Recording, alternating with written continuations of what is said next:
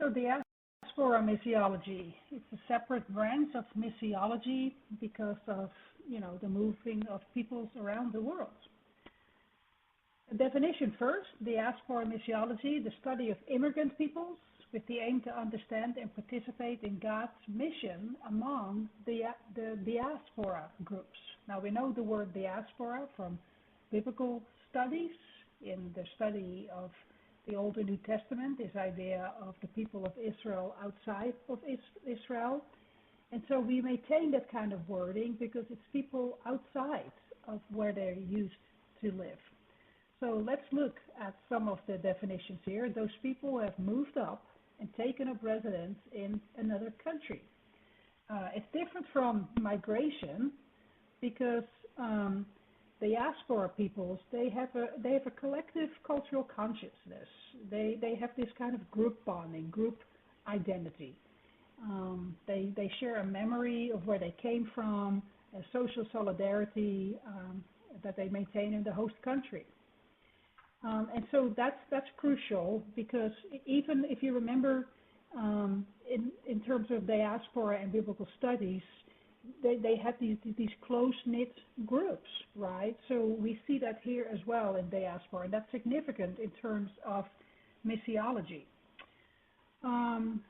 So sometimes you see the wording unreached people groups, and I use this here cautiously because some mission organizations still use this wording, and I will say something about that in a minute.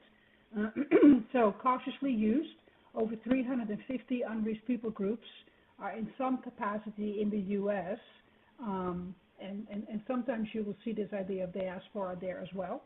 Well, the United States ranks as the #1 immigrant receiving country in the world. Diaspora people are often found in cities where they form these close-knit groups.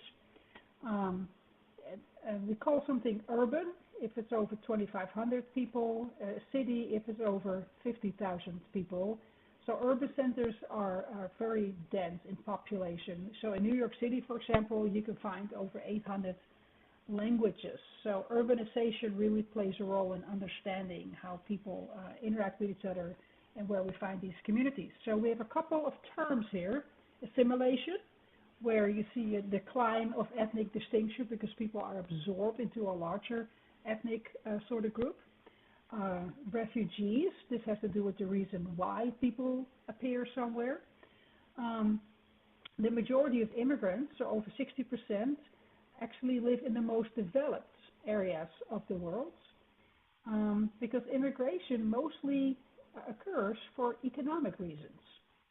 And so in addition to that, we take in a lot of international students. Displaced peoples, that's different from just refugee. So displaced peoples are individuals or groups who had to leave the place of residence for a variety of reasons. And so that could include natural disasters or human rights violations. And so we kind of distinguish into various groups here. So it could be internally displaced people. So they have to flee their home, but it doesn't mean that they necessarily crossed a border. Refugees, so we just now talked about that. They're granted refugee status under international law, and that gives them protected status. Asylum seekers, so they have left their own country, and they seek international protection as refugees. When I lived in the Netherlands, we used to get a lot of asylum seekers, and I lived near a place where the people would temporarily stay. So I did a lot of translation work for them. And then stateless persons, those are people who like a country. They don't have documentation, and as a result, they have very limited rights. Well, the duration for displacement. Well, there's sometimes a short-term displacement. Sometimes they spend a few months in refugee camps before they can return. And then there is long-term displacement, sometimes because the conflicts that they escaped take on forever.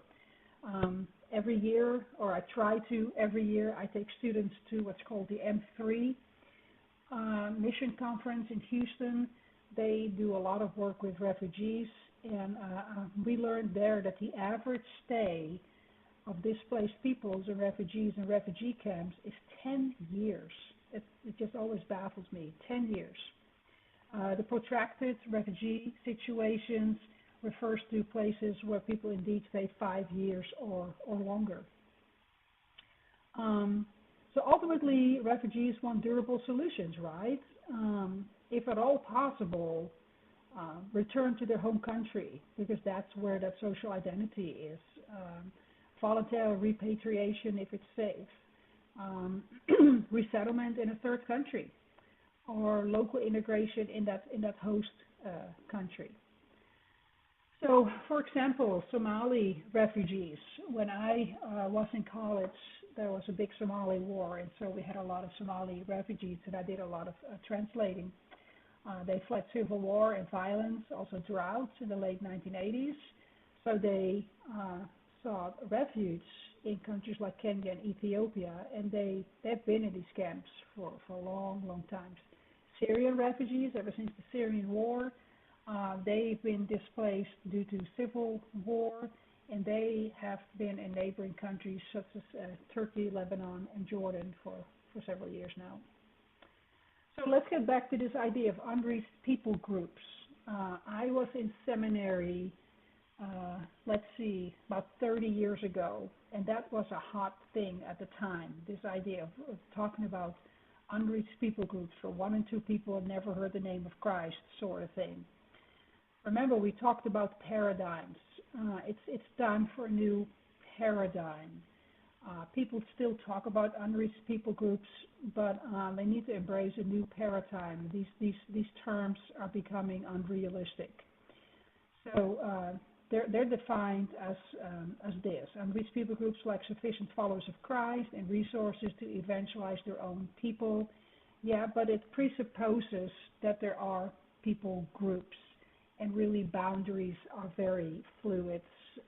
People just intermingle, and it's really hard to talk about a people group. It's really older terminology. It's time to let go of this kind of terminology because it presupposes that you can find really kind of clean groups with people that have not intermingled. And in this era of globalization, that is just not true. People travel in and out and have intermarried and have moved, and it's a 30-year-old terminology. So people still talk about a 1040 window as well. There's still merit to that. That's a window where you find a lot of people that just don't have access to the gospel, but not as much as in separate sort of buckets of different types of people. It's more like the people in those regions have less of a likelihood of hearing about it. So we still talk about UPGs, unreached people groups, but like I said, when I was in seminary 30 years ago, that was a thing, which meant it had already been going on for 10 years. So that's 40-year-old terminology. So let's see if we can update that, okay? So this is still found on websites, online, that you can find Iraqis, Afghanis, Somalis, but honestly, there's a lot of intermarriage, there's a lot of traveling, and that needs some updating. But there are examples of where you find these people. A lot of Iraqis in California, a lot of Somalis, as you can see, in the northern states. The Kurds in Irvine, in Texas, which is pretty amazing because the Kurds are they don't have a really solid presence of Christ among them. There are people without a country. What a privilege to have the Kurds live among us. Tens of thousands of Arab Muslims in Detroit, Michigan. That's quite something. Jewish people, of course, outside of Israel in New York. You can also find them in Baltimore, in New Orleans, just in lots of places. Urdu also in Texas, in Houston, so that's very exciting. Turkish people in New Jersey, Turkish people, there's not many people that know Christ in Turkey So that's really fantastic. There's some resources here if you want to tap into that. Now, types of missions to the diaspora. There are missions to the diaspora. So you reach people within these groups and then disciple them to become Jesus followers. I'm very excited about missions through the diaspora. So Christians within those groups reaching their own through their networks. I love that. And then missions by and beyond the diaspora. So they do their own, and then they go out and reach people beyond their own groups. And then finally, partnerships, mobilizing diaspora people and coming alongside. And I think in terms of partnerships there, it is important that the leaders in the diaspora take the lead in that. But these are all very, very exciting options for missions, and I hope that you will have an opportunity to work with that.